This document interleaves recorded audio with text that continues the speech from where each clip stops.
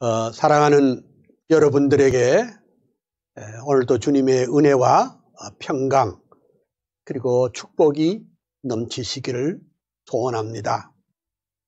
오늘 성경 한 절 제가 읽겠습니다. 시편 36편 9절입니다. 대저 생명의 원천이 주께 있사오니 주의 광명 중에 우리가 광명을 보리다. 이 말씀은 우리 모든 칼빈주의자들이 아주 선호하는 진리의 말씀입니다. 대저 생명의 원천이 주께 있사오니 주의 광명 중에 우리가 광명을 보리다. 주의 빛이 없으면 우리가 아무것도 볼 수 없다는 그런 뜻이겠습니다. 어제 강의에 이어서 오늘 또 칼빈의 작품들 가운데 특별히 1559년 칼빈의 기독교 강요, 즉 결정판에 대해서 어제 설명을 드렸습니다. 그래서 1권은 창조주 하나님께 대한 지식, 그 다음에 2권은 구속주 하나님께 대한 지식 등을 지금 어제 공부를 했는데, 오늘 제가 여러분들에게 좀 특별한 책을 하나 보여드리도록 하겠습니다. 여러분 보이실는지 모르지만은 이 책입니다. 설교자를 위한 칼빈의 신학사전이라 이런 책이 있습니다. 이거 제가 20년 전에 출판한 책인데 지금은 아마 시중에 나와 있지는 않을 것입니다. 혹시 고서점이나 또 특별한 곳에서 구할 수 있을지 몰라도 20년 전에 나온 책이기 때문에 구할 수가 없을 것입니다. 근데 이제 칼빈은 기독교 강요를 위시해서 주석도 있고 또 편지도 있고 또 여러 가지 어제 말씀드린 대로 많은 책들이 종류의 책이 있습니다. 근데 여러분 그거 어떻게 읽어요? 읽을 방법이 없어요. 아마 칼빈의 기독교 강요를 위시해서 그의 주석이나 설교를 읽는다 해도 평생을 읽어도 못 읽을 것입니다. 그래서 제가 20년 전에 이 생각을 했습니다. 20년 전에 영국의 유명한 작가인 이안 머리 목사님이 쓰신 요한 칼빈의 어록집을 제가 우리말로 번역해서 그것을 한국 실정에 맞도록 제가 편집을 했습니다. 그런데 이 책은 말 그대로 설교자가 가령 예를 들면 어떤 주제에 대해서 칼빈은 뭐라고 말했는가, 이것을 알아보려면은 이 책이 꼭 필요해서 하고, 이 말하자면 안내서가 되는 셈이겠습니다. 또 이제 신학자들, 신학을 전문으로 하는 사람들도 어떤 주제를 가지고 논리를 펴갈 때 우리 교회 개혁자 요한 칼빈 목사님은 이 부분에 대해서 뭐라고 말씀했는가? 이것을 알기 위해서 이 책은 큰 도움이 될 줄 압니다. 그래서 제가 지금 생각해는 이걸 아마 다시 재판을 해서 우리 모든 개혁신학을 하는 사람에게 큰 도움이 됐으면 좋겠다. 그런 생각을 합니다. 그러면 여기에 나온 것을 제가 조금 더 여러분들에게 알기 쉽게 설명을 하도록 하겠습니다. 여기에 보면 하나님께 대한 지식이라는 항목이 있는데 거기에 이렇게 몇 절을 좀 읽겠습니다. 기독교 강요 1권 1장 1절을 여러분이 아시는 대로 참되고 본질적인 지혜는 주로 하나님께 관한 지식과 우리 자신에 관한 지식 두 부분으로 나눠진다. 이렇게 말을 했어요. 그러니까 또 1권 82페이지는 또 이런 말씀도 있습니다. 모든 학문의 지식은 그리스도에 관한 지식이 결여된 상태에서는 단지 연기와 같다. 그러니까 우리가 무슨 학문을 한다, 뭘 좀 안다 하는 것도 그리스도 없이는 연기처럼 실체가 없는 그야말로 죽도 밥도 아닌 그런 것이다. 칼빈은 그게 이제 고린도 전후서 주석에 그렇게 되어 있습니다. 또 기독교 강요 1장, 그러니까 1권 15장 1절에는 또 뭐라고 그랬느냐? 우리 자신에 관한 지식이 없으면 하나님께 관한 명확하고 완전한 지식을 얻을 수 없다. 또 이런 말씀도 있습니다. 그래서 칼빈은 참된, 그러니까 1권 7장 5절에도 이런 말씀이 있어요. 참된 배움은 하나님의 말씀을 듣고자 하는 민첩함이 아니고 무엇이겠는가?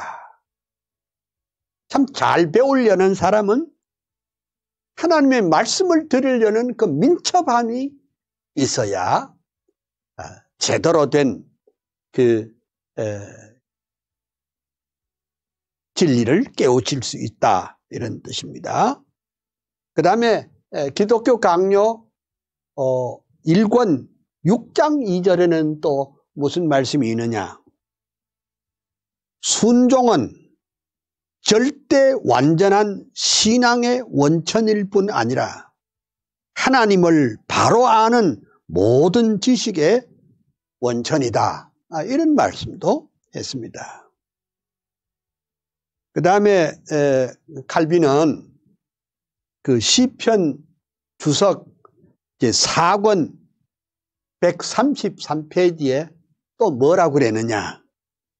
하나님께 관한 참된 지식은 믿음으로 기록된 말씀에서 발견하는 것과 일치한다. 그러니까 하나님을 바로 아는 것이 이제 제일 중요한데, 하나님 바로 아는 것은 꿈에서 뭘 봤다, 그거 아니고 이런 체험이 있다, 그것보다도 하나님의 말씀을 발견할 때 하나님의 말씀에서 하나님을 옳게 알 수가 있다, 이런 뜻입니다. 그 다음에 이제 칼빈은 공동서신에서 이런 말을 했습니다. 하나님께 관한 지식은 효험이 있다. 그를 안다는 것은 곧 그를 사랑하는 것이다. 하나님 아는 게 뭐냐? 하나님 사랑하는 것이다. 이렇게 말했습니다. 그리고 그 공동서신 주석 367페이지에는 또 이런 말씀이 있습니다. 하나님께 관한 지식이 더하면 더할수록 하나님의 사랑을 깨닫는 것과 더불어 모든 종류의 복 또한 균일하게 증가한다. 이런 말씀도 있습니다. 그리고 에베소 주석에 칼빈은 말하기를 경건한 자의 지식도 결국은 순결하지 못하므로 그들의 영적 환상에 희미하고 명료치 못한 것이 들어있다. 그러니까 우리가 아주 무슨 예수 잘 믿고 또 하나님께 대한 지식이 풍부해도 거기도 역시 명료치 못한 부분이 있다. 이런 얘기들을 했습니다. 그 다음에 이제 보면 1559년 기독교 강요 1권에 가장 핵심적으로 다룬 것은 성경입니다. 성경은 칼빈은 성경을 어떻게 이해를 했는가, 거기에 대해서 좀 살펴보도록 하겠습니다. 칼빈의 성경 187.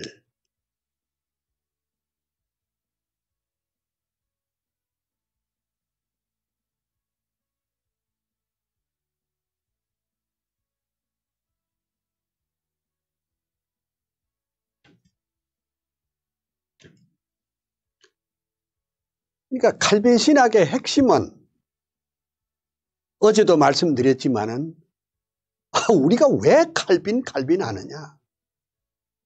칼빈은 성경만이 하나님의 영감된 말씀으로 깨달아서 그의 모든 그 신학 체계를 만들었기 때문입니다. 그러면 칼빈은 성경을 어떻게 이해했느냐? 몇 가지 살펴보도록 하겠습니다. 기독교 강요 1권 7장 1절에 보면 이런 말씀이 있습니다. 신자들이 하나님께서 직접 선포하신 바로 그 말씀을 듣는 것처럼 그들이 성경의 신적 기원에 만족할 때 성경은 성도들에게 완전한 신뢰와 권위를 얻는다. 이렇게 말씀을 했습니다.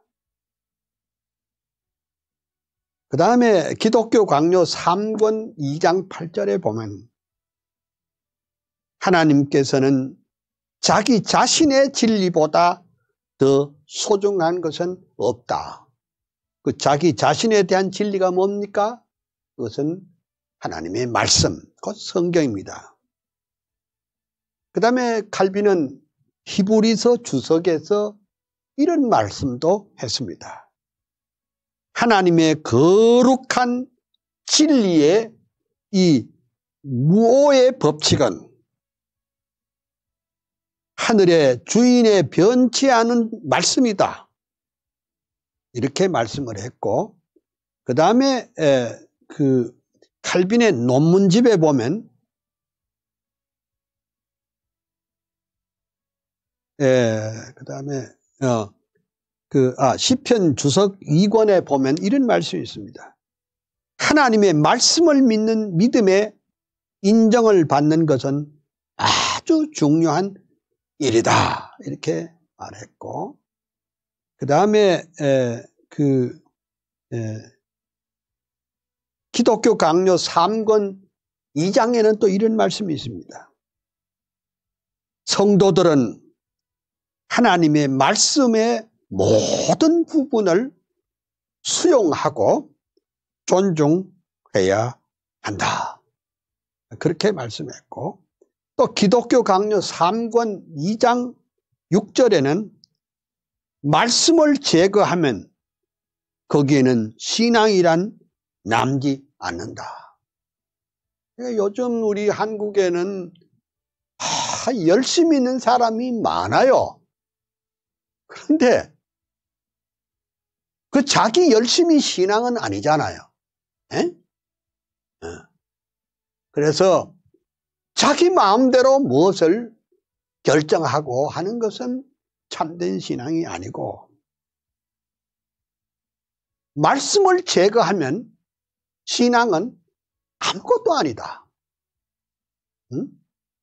그래서 우리의 신앙은 하나님의 말씀에 기초한 신앙이 어야 한다는 것입니다. 즉, 말씀이 가라는 데까지 가고 말씀이 멈추라는 곳에 가서 멈추는 이런 성경적인 신앙이 바로 된 신앙입니다. 그 다음에 이제 기독교 강요 1권 18장 4절에도 이런 말씀이 있습니다. 우리 지혜는 성경에서 언급된 모든 것을 온순한 마음으로 예외 없이 받아들이는 것이다. 하나님의 말씀을 온전한 마음으로 받아들이는 것이 그것이 신앙이다.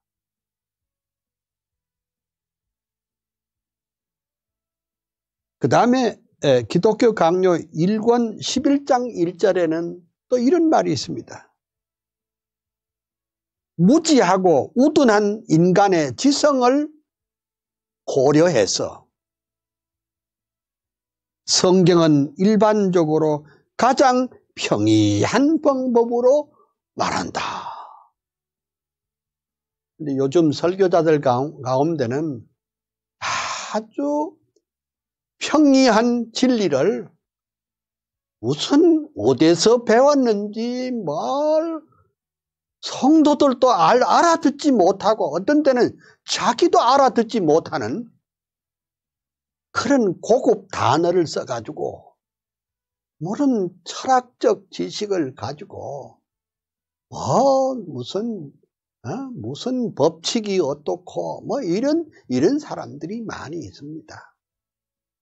하나님의 말씀은 모든 사람에게 구원을 주시는 하나님의 말씀이기 때문에 아주 평이한 말씀이라 그렇게 칼빈은 말했습니다.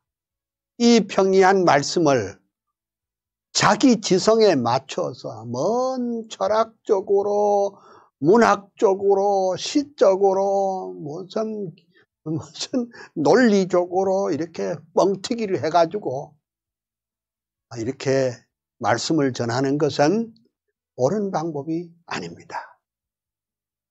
우리가 하나님의 말씀을 읽고 설교를 할 때는 중학교 2학년이 알아들을 수 있는 평이한 말을 가지고 그래 설교해야 됩니다. 중학교 2학년이 알아들을 수 있는 단어를 가지고 설교하면 학교에 다니지 못한 사람도 알아들을 수 있고 대학 교수도 알아듣고 그리고 변호사도 알아듣고 철학자도 알아듣고 다 알아들을 수 있습니다. 이렇게 평이한 진리를 쉬운 것을 몇 푼어치 되지 않은 자기 지식을 과시하면서 무엇을 말하는 것은 옳지 않습니다. 그래 칼빈의 그 어록 가운데 그 이사야 주석 1권 203페이지에 아주 적절한 말이 있습니다. 뭐냐 하면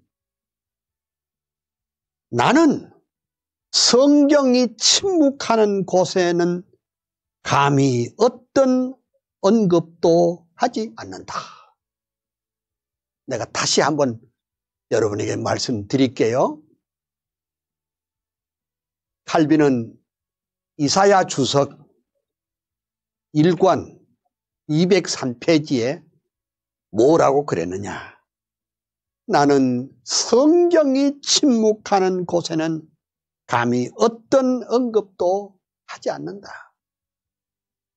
성경이 침묵하는데 거기다가 자기 의견을 붙여가지고 뻥튀기를 해가지고 이렇게 날개도 달고 바퀴도 달아가지고 이리 끌고 저리 끌고 하는 것은 옳지 않다 이 말입니다. 또 칼빈은 이사야 주석 1권 240페이지에 뭐라고 그랬느냐? 하나님의 말씀의 한계를 넘어서 어떤 질문도 하지 않는 것이 최고의 미덕이다. 여러분, 칼빈 시대는요, 스콜라 철학이 유행하던 시대예요. 그래서 그 대화 가운데 이런 것이 있습니다. 이 바늘 끝에 파리는 몇 마리나 앉을 수 있을까?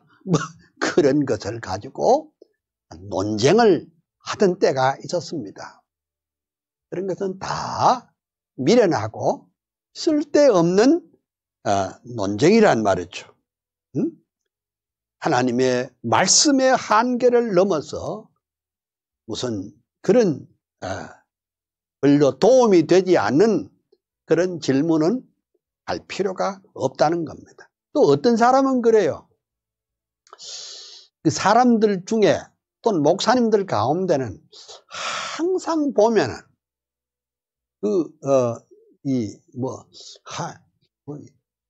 왜 하나님은 하필 6일 동안 세상을 창조했을까요?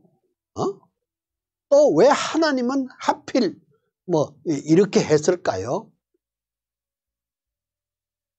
그래 이제 또 어떤 사람은 왜 하나님은 지옥을 만드셨을까요? 그때 칼빈은 그렇게 묻는 사람에게 뭐라고 무안을 줬는 거예요. 너같이 질문하는 놈을 위해서 지옥을 만들었다 왜? 이런 말까지 한 적이 있습니다. 우리가 참 말씀 앞에 순결하게 하나님의 말씀은 참되시다 할지어다.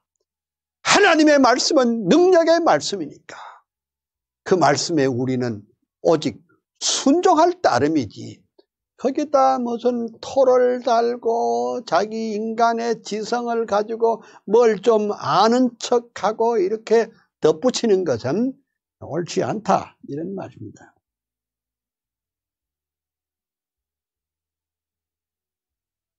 이사야 주석 2권 27절에 또 이런 말씀이 있습니다.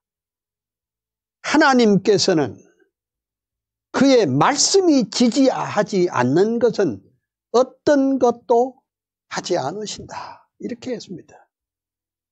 그 다음에 이사야 주석 2권 336페이지는 또 뭐라고 그랬느냐. 하나님의 말씀의 권능은 영원하다. 하나님의 말씀의 권능은 영원하다. 그래 말했습니다. 그러면 말씀의 권능이 빛이 있으라 하며 빛이 있었고 그 말씀은 오늘날도 하나님의 말씀은 능력의 말씀이 되는 것입니다. 예수님께서 풍랑을 잠잠케 했습니다. 풍랑아 잠잠하라 했을 때 풍랑이 잠잠해졌고 그래 옆에 있는 제자들이 이분이 누구이게 감히 바람을 잠잠케 할 수 있느냐 이렇게 말했는데 예수님이 하신 것은 뭘 좀 보여주려는 쇼가 아니고 예수 그리스도는 바로 하나님이라는 것을 증거하기 위해서 그런 이적을 베푸신 것입니다. 하나님의 말씀의 권능은 영원하다. 그 다음에 또 이사야 주석 3권 213페이지에는 뭐라고 그랬느냐.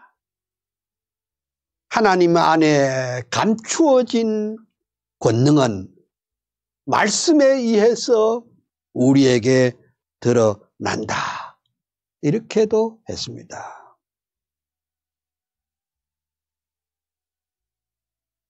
그 다음에 이사야 주석을 3권을 보면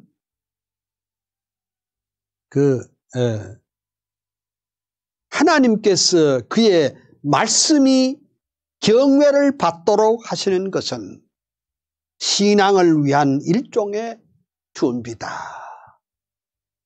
자유주의자들이 이런 말이 있습니다. 성경을 우상화하지 마라. 이게 이제 자유주의자들은 성경을 하나님의 말씀으로 안 믿습니다. 예? 그러니까 그 쓰는 표현이 성경을 우상화하지 말아라. 이런 표현을 쓰는데 그 얼마나 거짓되고 잘못된지 알 수가 없습니다. 그러니까 우리가 하나님의 말씀이 경외를 받도록 하시는 것이 우리 신앙생활의 가장 첫 단계라. 그러니까 말씀 앞에 꿇어앉고 말씀 앞에 녹아지고 말씀 앞에 변화되고 말씀 앞에 능력을 얻어야 된다는 것입니다. 왜? 말씀 그 자체가 능력이고 말씀 그 자체가 권능이라고 그렇게 칼빈은 생각했습니다. 또 이사야 주석 4권에 보면 4권 171페이지에 보면 이런 말씀이 있습니다. 말씀은 영원하고 변하지 아니하며 또 썩지 아니하며 비바람처럼 사라지지 않는다. 그래서 요즘 이 자유주의자들은 뭐라고 말하는 건 이거는 옛날 수천 년 전에 기록된 말씀이니까 오늘의 잣대로 이것을 재해석해야 된다. 이런 사람들이 참 많이 있습니다.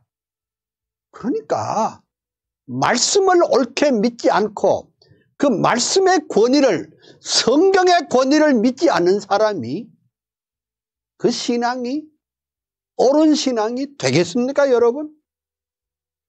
예? 말씀의 권위를 믿지 않는 사람은 신앙생활이 옳지 않습니다. 그 다음에 이사야 주석 4권 393페이지는 우리 칼빈 목사님은 이렇게 주석을 했습니다. 하나님의 말씀을 듣는 것은 그의 말씀에 순종한다는 뜻이다.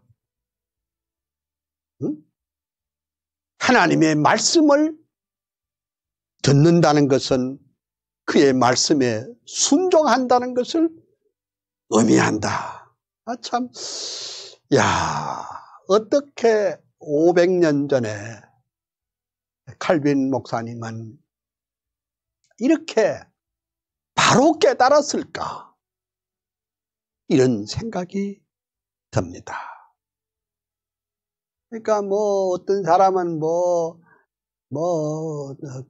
꿈에 뭘 봤네, 하나님의 음성을 들었네. 여러분, 그런 것을 생각하면 안 됩니다. 언제나 하나님의 말씀이 오늘 내게 주시는 메시지가 무엇인가를 귀를 기울일 줄 아는 사람이 바른 신앙인 줄 믿습니다. 그 다음에 이제 또 이사야 주석 4권 390페이지에는 뭐라고 되어 있는, 이래 되어 있습니다. 신앙이 없으면 순종이 없고 말씀이 없으면 신앙이 없다. 이해가 됐어요? 말씀이 없으면 신앙이 없습니다. 그래서 이게 우리가 개혁교회에서 늘 말씀 중심의 신앙이라는 것을 늘 강조하는 이유를 여러분 알겠습니까?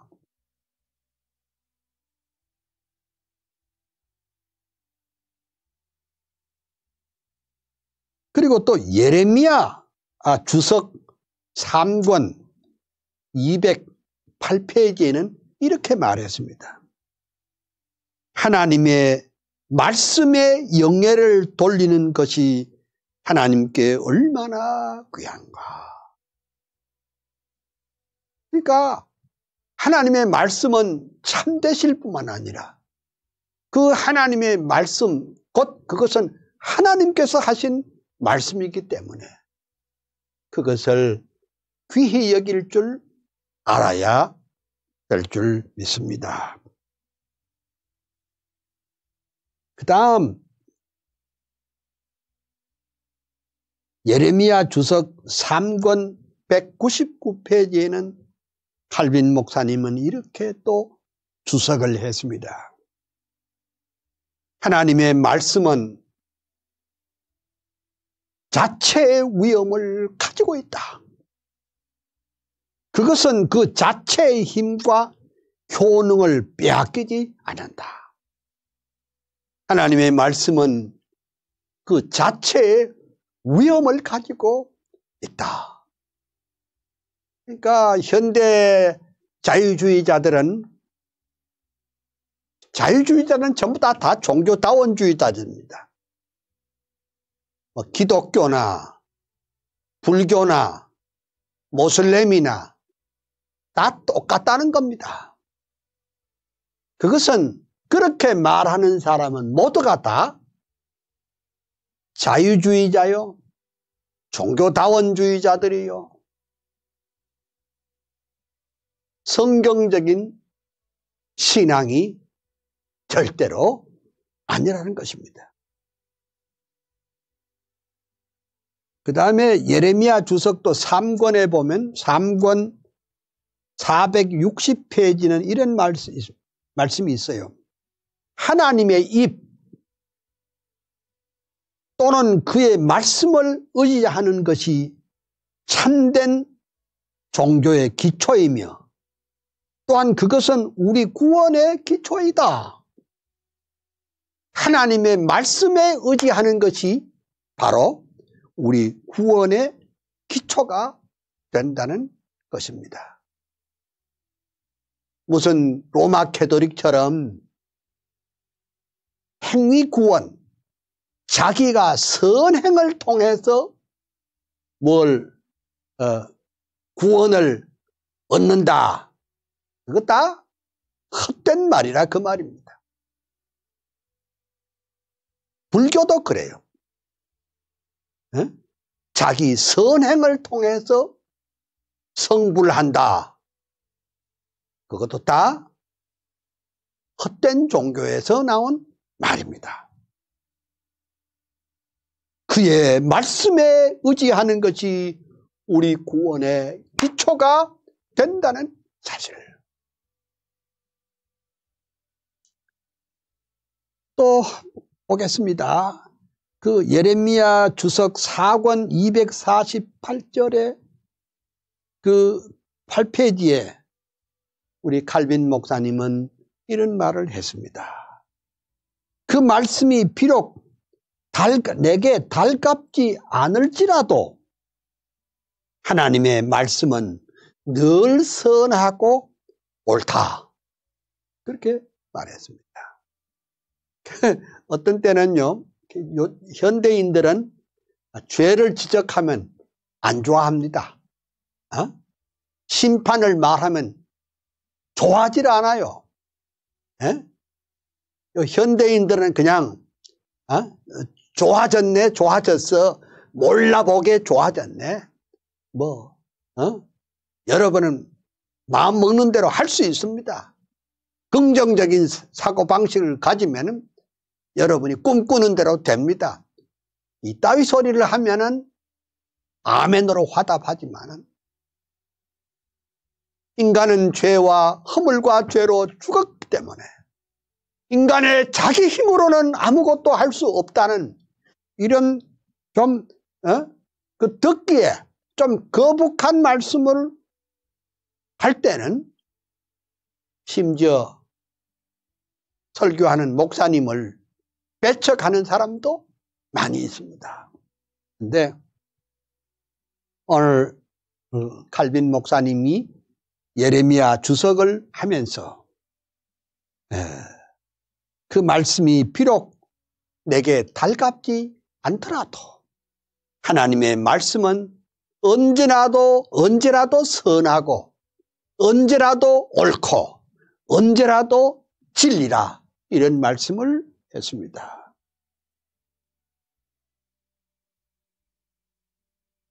그 다음에 예레미야 주석 5권 408페이지에는 또 이런 말씀을 했습니다. 하나님의 말씀을 통하지 않고서는 하나님의 자비를 붙잡을 수가 없다. 아멘. 정말 하나님의 말씀을 붙잡아야 하나님의 자비를 얻을 수가 있다. 그 말씀이죠.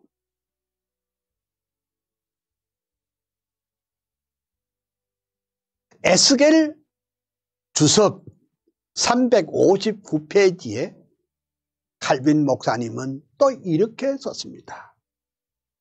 하나님께서 원하시는 것은, 하나님이 원하시는 게 뭐냐? 그의 요구대로 그의 말씀을 존중히 여기는 마음이다. 하나님이 제일 좋아하는 우리 마음이 뭐냐? 그의 말씀을 귀히 여기고 존중히 여기는 마음이다. 참 우리 칼빈의 신학, 칼빈주의 신학이 가장 정통이고 확실한 이유는 뭡니까? 철저하게 하나님 말씀 중심의 신학이요, 하나님의 말씀이 가라는 곳까지 가기 때문에 우리는 이 정통 신앙을 지킨다는 것을 아셔야 합니다. 그 다음에 아모스, 오바댜 주석을 쓰시면서 뭐라고 그랬느냐? 그 말씀은 하나님 자신의 본질을 띠고 있는데 그 말씀은 곧 하나님으로부터 나왔다. 그 다음에 하박국서에는 또 뭐라고 그랬냐? 우리가 하나님의 음성을 듣기에 자격이 충분하게 여겨질 정도로 하나님의 말씀을 경외해야 한다. 그러니까 하나님의 말씀을 잘 들으려면 하나님의 말씀 자체를 경외해야 된다. 이렇게 말씀했습니다.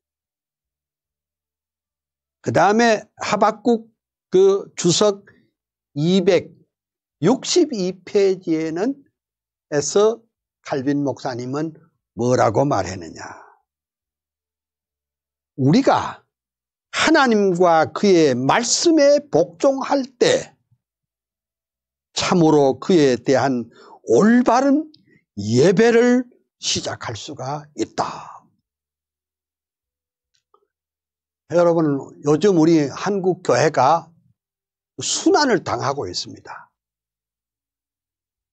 코로나19 방역 지침이라 해가지고 뭔 대면 예배다, 비대면 예배다, 50명만 모여라, 20명만 모여라. 정부가 예배에 대해서 콩나라, 배나라, 감나라, 배나라 하는데, 그러면 생각해 보십시다.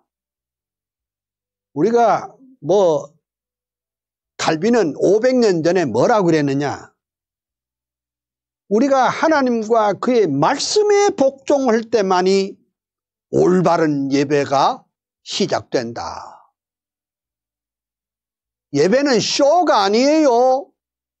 지금 우리 교회 안에 너무 많은 가스펠송이 들어오고, 교회 안에 너무 많은 이상한 것들을 예배 순서에 넣는데, 그 말씀이 선포되지 않는 교회는 그것은 예배도 아니고 교회가 아닙니다. 여러분, 그분 아시죠? 우리 2000년 기독교 역사에 가장 위대한 설교자가 누군지 아시죠? 그분이 바로 크리소스톰이라는 분입니다. 교부 가운데 크리소스톰은 그를 가르쳐서 황금입이라, 본래 이름은 요한인데 하도 설교를 잘해서 골든 마우스, 황금입이라고 했습니다. 근데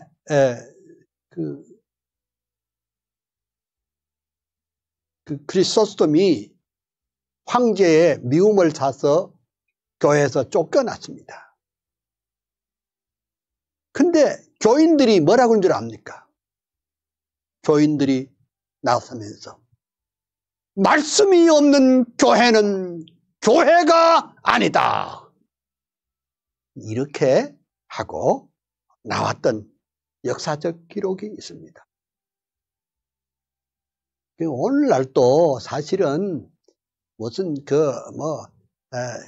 몇만 명 모인다, 몇십만 명 모인다, 이거 중요한 게 아니고 하나님의 말씀이 제대로 선포되고 있느냐 아니냐가 참 예배의 진정성이 있을 것입니다. 그 다음에 이제 또 칼빈은 스가랴와 스가랴 말라기 주석 229페이지에 칼빈 목사님은 뭐라고 말했느냐? 종교의 시작은, 그러니까 지금식으로 말하면 기독교의 시작은 그의 말씀에 복종하는 것에서 시작한다. 하나님의 말씀을 순종하는 것에서부터 참된 신앙은 시작이 된다. 그 다음에 이제 좀 더 생각해 보겠습니다. 그러니까 제가 말씀드린 건 성령과 말씀과의 관계에 대해서 생각해 보겠습니다. 어떤 사람은 성령 따로 말씀 따로 이렇게 생각하는 사람이 있습니다. 그게 아니고 기독교 강요 1권 7장 머리글에 칼빈 목사님은 이렇게 말했습니다. 성경의 권위를 완전히 확립하기 위하여 성경은 반드시 성령의 증거로 입증돼야 한다. 그러니까 칼빈 신학의 핵심이 뭡니까? 말씀과 성령이 더불어 역사한다. 그게 이제 칼빈 신학의 핵심입니다. 어떤 사람은요, 말씀하고 관계없이 그냥 기도하다가 막 그냥 랄랄랄라 따따따따 막 무슨 방언하고 성령 충만 받으면 그게 다 되는 줄 압니다. 또 어떤 이는요, 성경을 그냥 논리적으로 분석하고 히브리어 동사 분해, 동사 파싱이나 하면 그게 잘하는 줄 아는데, 그것도 중요하지만 그 성령으로 기록된 하나님의 말씀 성경은 그 성경을 기록했을 때 역사하신 그 성령이 우리에게 감화 감동해야 성경을 옳게 깨달을 수 있습니다. 그것은 위대한 칼빈주의 교회학자 헤르만 바빙크의 말이기도 합니다. 그 다음 기독교 강요 1권 7장 4절에 칼빈 목사님은 이렇게 말을 했습니다. 성령의 증거는 모든 이성을 능가한다. 성경이 성령의 내적 증거에 의하여 확증되기까지 사람의 마음에 신뢰를 얻을 수가 없다. 뭘 이렇게 성경을 해석하면서 무슨 논리적으로 이성적으로 뭘 이렇게 분해하는 것, 뭐 그게 다 나쁜 거는 아니지만은 역시 성령의 조명, 성령의 내적 증거가 있어야 그 성경이 옳게 깨달아질 수 있다는 사실을 명쾌하게 아셔야 합니다. 그 다음에 그 칼빈이 쓰신, 그 칼빈 목사님이 쓰신 히브리 공동서신 231페이지는 뭐라 그랬느냐? 우리가 우리의 모든 생각을 하나님의 말씀에 복종시킬 때에 성령께서는 우리에게 올바른 분별력을 주실 것이다.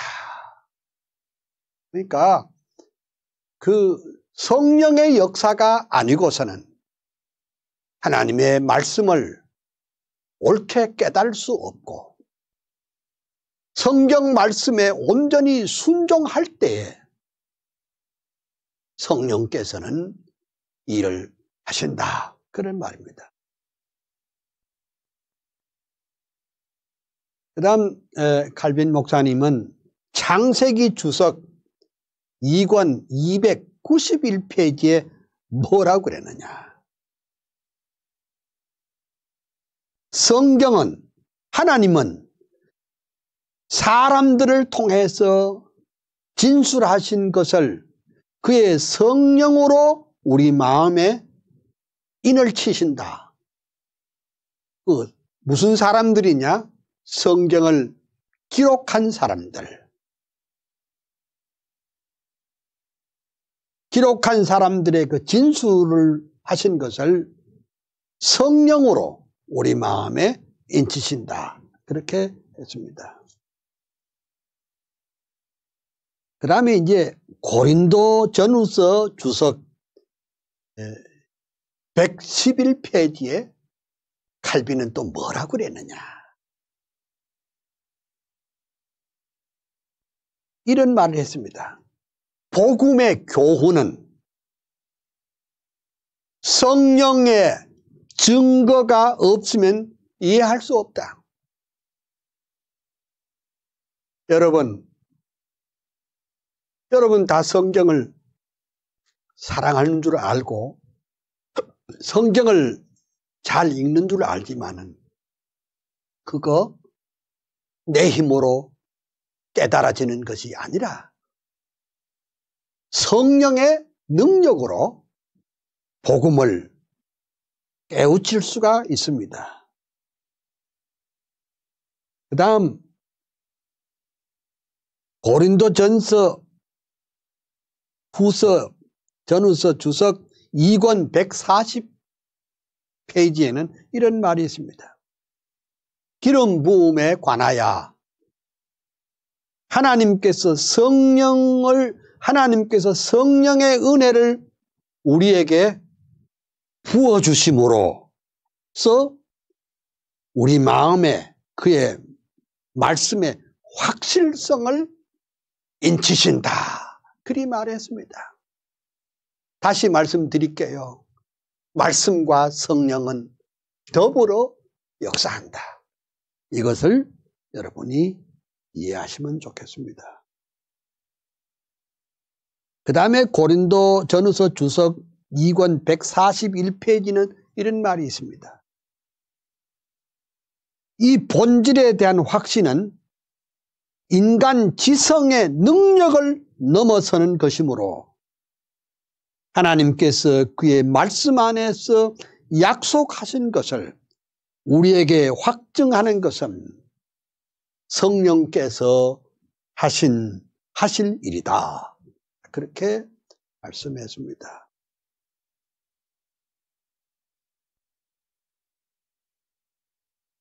그 다음에 또 이런 말씀이 있습니다. 히브리서 공동서신 주석 383페이지에 이렇게 되어 있습니다.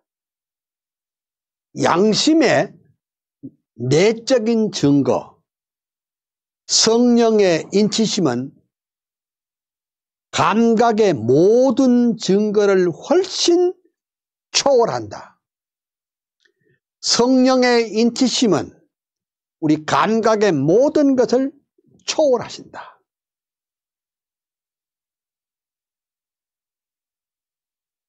공동서신 390페이지는 또 이런 말씀이 있습니다. 성도들은 성령의 내적 조명에 의하여 하나님께서 그의 말씀 안에서 말씀하신 것만 인정한다.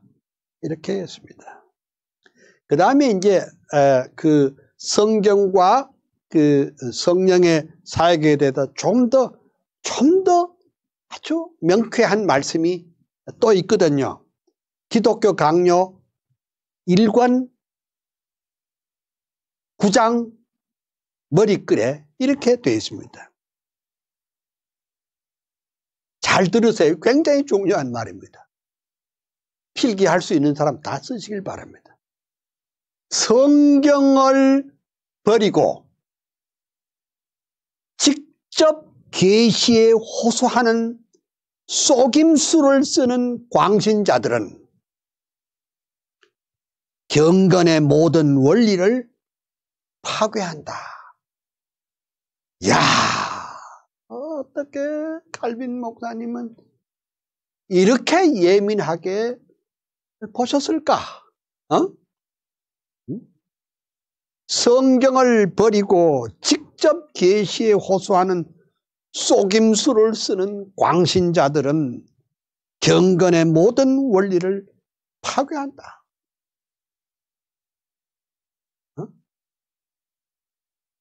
내 열심도 중요하지만은 내 열심보다 더 큰 것은 하나님의 말씀이고 또 하나님의 말씀을 매이지 아니하고 뭔 이상한 계시를 받았다느니 이런 다 이단이란 말이죠. 성경을 그만두고 무슨 계시를 받았다느니 하는 것은 전부 다 이단입니다.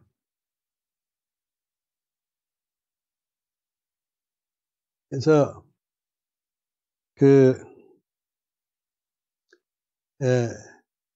칼빈은 공간복음 주석에서 또 이런 말씀을 합니다. 공간복음 주석 375페이지에서 하나님께서는 그의 말씀 사용하기를 도외시하라고 성령을 주시지 않고 그것을 충실하게 해석하려고 성령을 주셨다. 그러니까 성령을 우리에게 주신 것은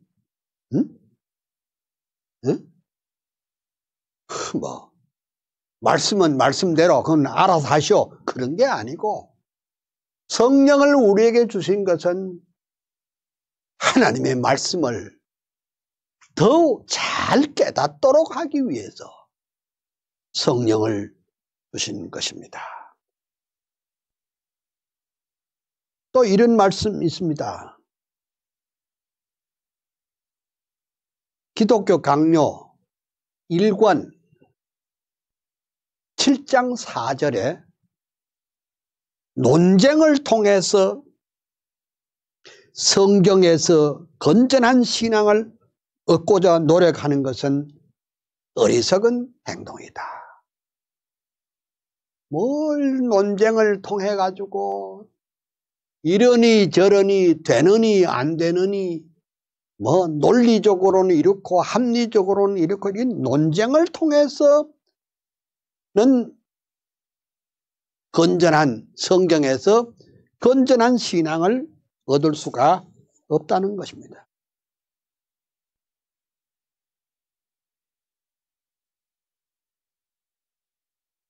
그 다음에 또 에베소 주석 290페이지는 이런 말씀도 있습니다. 인간 이성의 빛은 어두움과 다름이 없다. 대단한 말입니다. 그러니까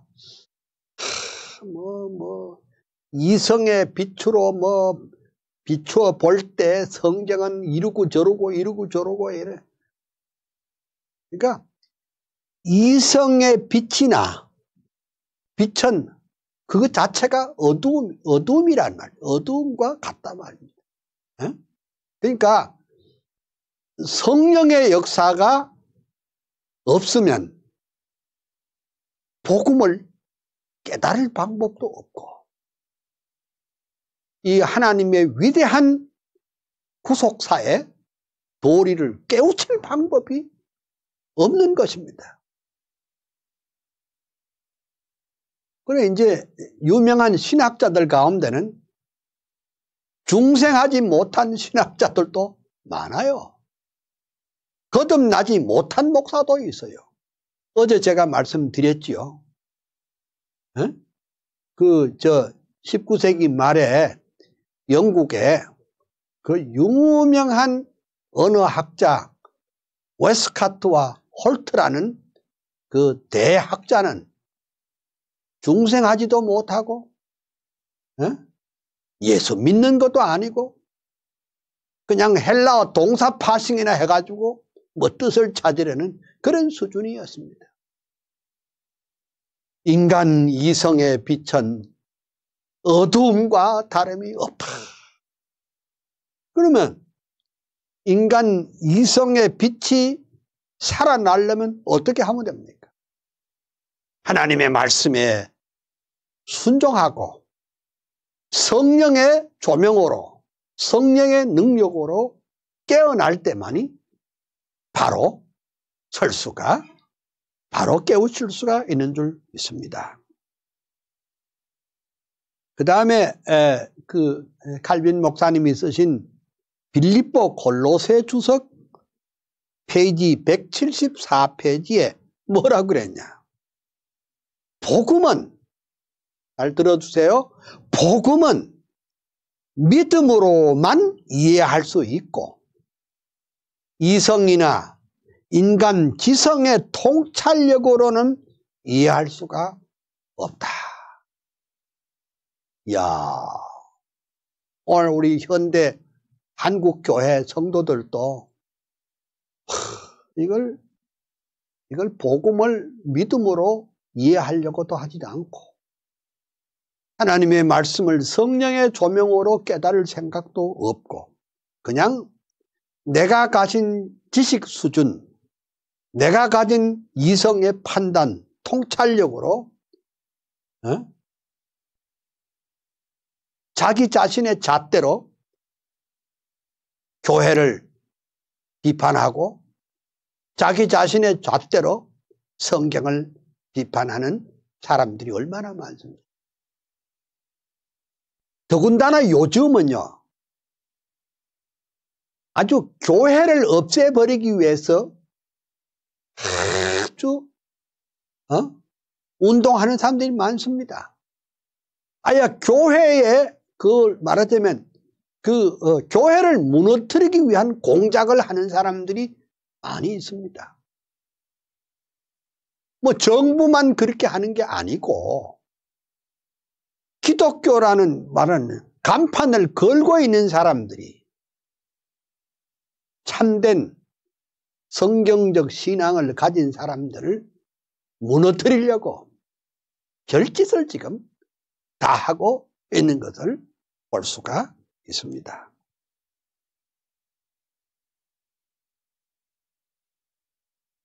그래 이제 칼빈 목사님은 히브리서 주석 70페이지에 또 뭐라고 그랬느냐. 하나님의 말씀에서 벗어난 자들은 전혀 그리스도께 속하지 아니하였다. 그러니까 하나님의 말씀에서 벗어난 자들은 전혀 그리스도께 속한 자는 아니다. 성도들만 그런 게 아니고 목회자들도 하나님의 말씀에 벗어났다면 그건 가짜 목사겠지요. 신학 공부를 제대로 하지도 않고 또 말씀을 제대로 깨닫지 못한 사람들은 그리스도께 속한 자가 아닙니다. 그리스도께 속한 자가 아니니까 하나님의 종이 아니지요. 그걸 우리가 알아야 됩니다.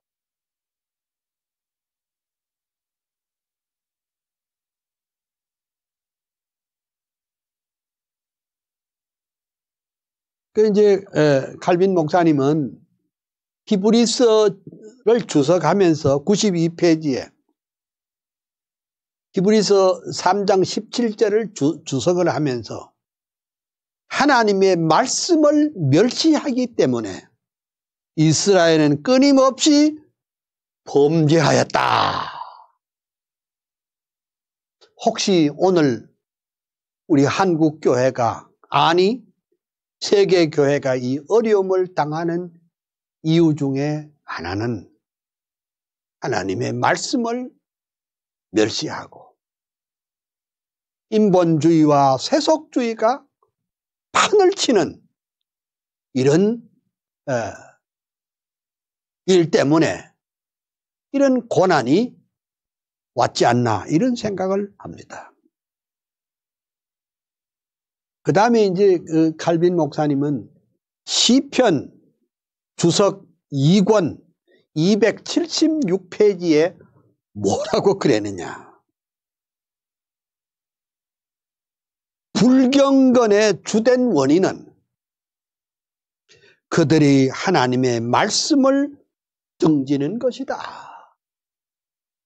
와, 참 놀라운 통찰력이 아닐 수가 없습니다.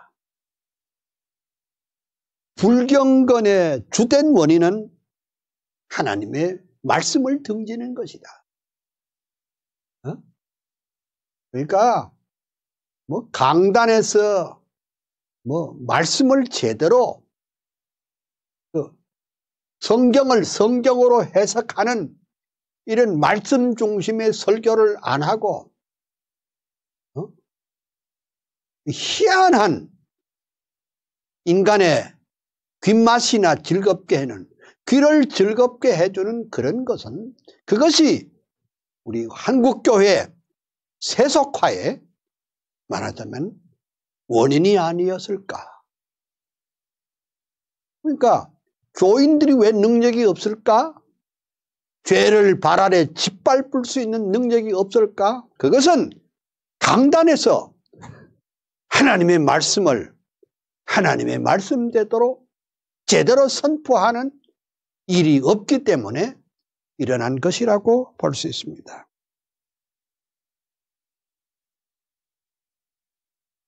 또 칼빈 목사님은 이사야 주석 4권 148페이지에 또 뭐라고 그랬느냐. 말씀의 교훈을 배척하면서 교회를 세우고자 하는 사람들은 하나님의 교회를 세우기보다 돼지우리를 짓는다. 와, 아이고, 네, 정말. 아니, 어떻게 500년 전에 칼빈 목사님의 통찰력이 이 정도였을까? 응? 말씀의 교훈은 배척하면서도 교회를 자기 방법대로 세우려고 하는 사람은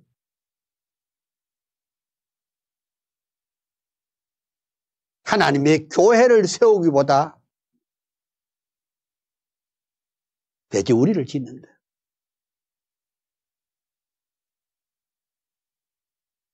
참, 칼빈은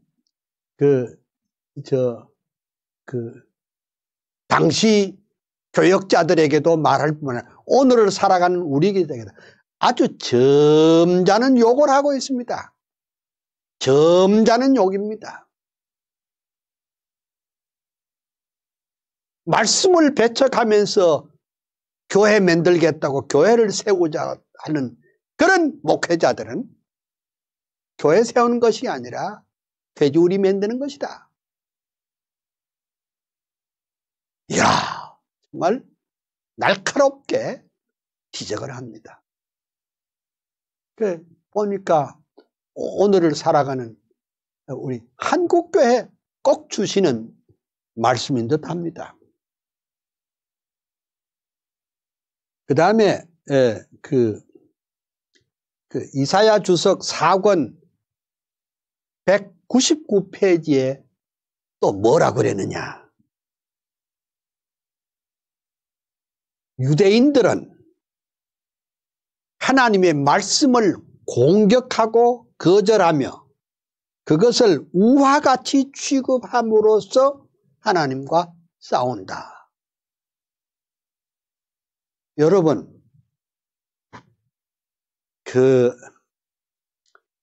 요새 우리 한국의 목사님들 가운데 여러 가지 설교 스타일이 있는데 특별히 스토리텔링이라는 설교 방법이 있습니다. 여러분 그거 아세요? 오늘 우리 신학교 교수들이 전부 다 스토리텔링을 그걸 가르칩니다. 그 뭐냐 그러니까 이게 스토리텔링 가르친 사람은 이게 빨티안입니다. 빨트주의자입니다. 이게 이제 배우고 가르치면서도 이게 이제 칼 바르트주의인 것을 모르고 배우고 가르칩니다. 예. 요거 이제 시작된 건 불과 6, 70년 밖에 안 됐어요. 핵심은 뭐냐? 요거 이제 칼 바르트에게서 나온 것인데 미국에 와서 스토리텔링이라는 그런 것으로 또 바뀌어야 되는데 그게 무슨 뜻이냐 하니까 이 성경에 나오는 모든 이 히스토리컬 팩트, 역사적 사건에 대해서 특별히 하나님의 역사에 개입하시는 이적적인 사건에 대해서 그걸 발트는 생각하기를 그거 골치 아프게 팩트가 사실인지 아닌지 그거 논쟁할 필요 없고 그냥 그 본문 스토리 가운데 그 본문이 오늘을 살아가는 우리에게 주시는 교훈이 무엇인가를 알아보면 되지 않겠느냐. 아, 이랬더니 이렇게 말했더니 유럽에 독일에 특별히 스위스 독일계 유럽 천지가 헷가닥 뒤집어진 거예요. 와, 맞다. 고전엔 뭐니까 자유주의자들이 성경 다 부인했거든. 다 성경의 역사적 팩트를 다 부인했는데 아이 발트라는 사람이 이 대학자가 나와가지고 그건 뭐 그 사실인지 아닌지 그걸 그렇게 논쟁하지 말고 그 본문이 오늘을 살아가는 우리들에게 주시는 그 무슨 교훈이 있을 것 아니냐. 그 교훈을 오늘 우리 되살려서 은혜 받으면 안 되겠느냐. 아주 그럴듯하지요. 그게 뭐냐. 그걸 우리는 발트주의라고도 말하고 신정통주의라고 말하는데 이제 이건 미국에 가서 이걸 또 발전되면서 어떻게 되는가 하니까 성경을 가지고 본문을 설교할 때 가령 예를 들면 예수님께서 그 파도를 잠잠케 하셨다. 몰라. 그 이적인지 아닌지 그건 막 내비두고 그것이 오늘을 살아가는 우리들에게 주시는 메시지가 뭔가 그것만 알면 된다. 이렇게 합니다. 그러니까 결국은 성경에 나타난 모든 초자연적인 이적을 다 삭제해 버립니다. 하나님의 그 위대한 구속의 진리를 다 삭제해 버립니다. 그러니까 교훈만 받자고 하니까 가령 이런 게 있습니다. 아브라함을 얘기하다가 또 아브라함이 오늘을 살아가는 우리들에게 주시는 교훈이 무엇일까? 그걸 하다 보니까 아브라함 링컨은 어때요? 조지 워싱턴, 그 다음에 부시, 트럼프, 이 세상적인 예화를 또 이렇게 끌어들여 가지고 그렇게 하고 있습니다. 이건 나중에 제가 또 별도로 칼빈주의적인 설교 또는 칼빈의 설교 시간에 다시 한번 자세히 말하겠지만은 이 세상의 사람들 가운데는 하나님의 말씀인 성경을 우화처럼 취급하는 사람들이 많았습니다. 그러니까 500년 전에 그런 생각을 했는데 지금 오늘 우리 시대도 그런 사람들이 많다. 그 다음에 그 이사야 주석 4권 413페이지에 있는 말씀, 이사야 66장 2절을 해석을 하면서 이렇게 했습니다. 말씀에 떠는 것. 그러니까 많은 사람들은 그들이 하나님을 경외하고 두려워한다고 자랑합니다. 그러나 그들은 하나님의 말씀을 무시함으로 그들이 하나님을 멸시하는 자임을 보여준다. 이런 말씀도 있고요. 그 다음에 칼빈은 예레미야 주석 1권에 이런 말씀을 또 합니다. 하나님께서는 그의 말씀을 경멸하는 것을 참지 못한다. 그러니까 하나님이 제일 싫어하는 게 뭔 줄 압니까? 하나님의 말씀에 불복하고 하나님의 말씀을 경멸하는 것을 하나님이 가장 싫어합니다. 그래서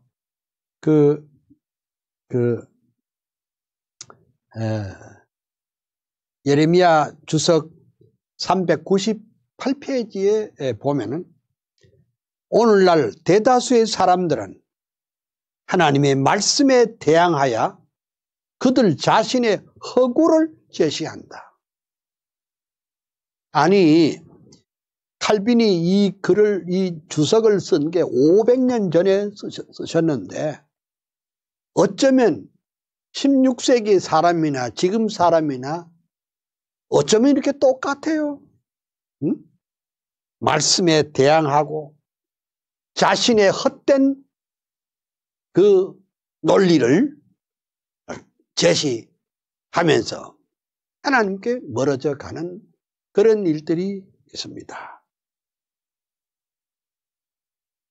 그 다음에 이제 칼빈이 쓴 구약 예레미야 주서 2권 177페이지는 이런 말씀이 있습니다. 하나님의 말씀을 믿지 아니하는 자는 하나님의 영광을 도적질한다. 야, 그러니까 우리가 뭐 나쁜 짓 하면 하나님의 영광을 도적질하는 줄 아는데 남의 물건 훔치고 속이면 하나님의 영광을 도적질하는 줄 아는데 교회 생활을 성실하게 하지 않으면 하나님 영광을 못 돌리는 줄 그렇게 생각하는데 칼빈은 하나님의 말씀을 믿지 않는 자는 하나님의 영광을 도적질하는 것과 같다. 그러면 목회자가 하나님의 말씀대로 제대로 선포하지 아니하고 세상적인 이야기로 세상적인 논리로 만약 그렇게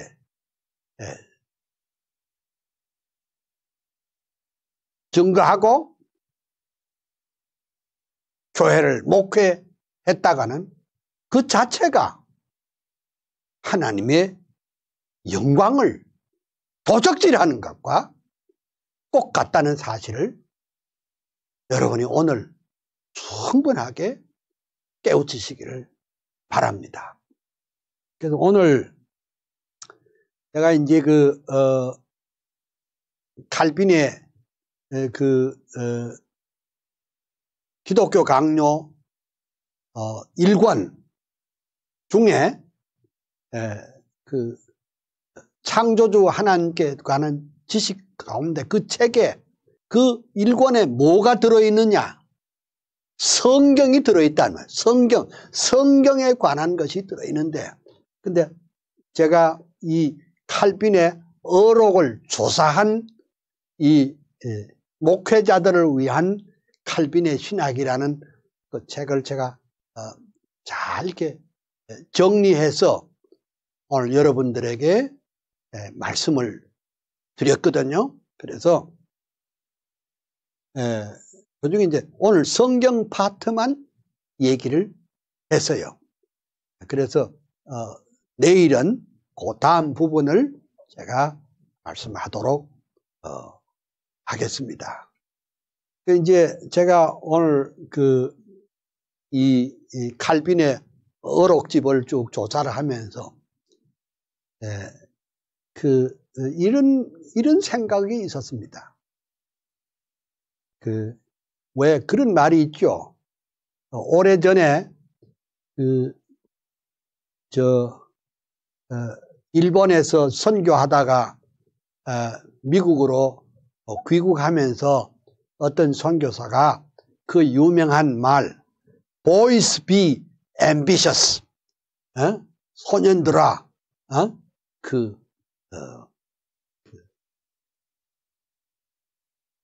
비전을 가져라, 그런 말이 있죠. 야망을 가져라, 그런 말을 했다고 하는데 칼빈은 500년 전에 이런 말을 했어요. 목사가 망하는 것은 야망 때문이라고 했어요. 와, 섬찟하지 않아요? 목사가 망하는 것은 야망 때문이다. 내가 찾아볼게요. 어디에 정확하게 얘기했는지 제가 찾아볼게요. 이하야 276페이지. 여기 있군요. 공관복음 주석을 하면서 423페이지. 야망은 얼마나 치명적인 전염병인가.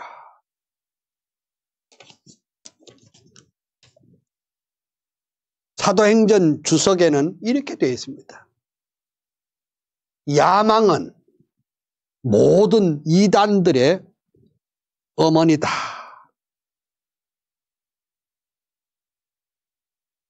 그러니까 그 야망이 교회를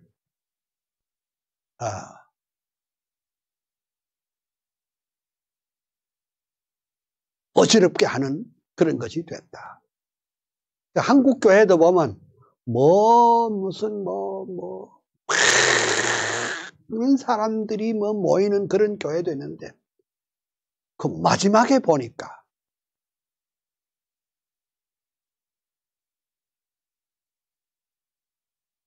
추락을 해요. 왜 추락했는가 알아봤더니 전부 다 자신의 야망이라. 성경은 복음과 함께 고난을 받으라고 그랬는데 복음과 함께 영화를 누릴 생각만 하고 있는 사람들이 한국교회 대부분입니다. 그래서 우리가 늘 조심해야 될 것은 헛된 야망을 품지 아니하고 죽으면 죽으리다 순교의 각오를 가지고 주님 앞에 옳게 서는 여러분들 되시기를 주의 이름으로 축원합니다. 오늘은 이만큼 하고 내일 또 계속하도록 하겠습니다. 여러분들에게 주님의 은혜와 평강, 축복이 넘치시기를 소원합니다. 감사합니다.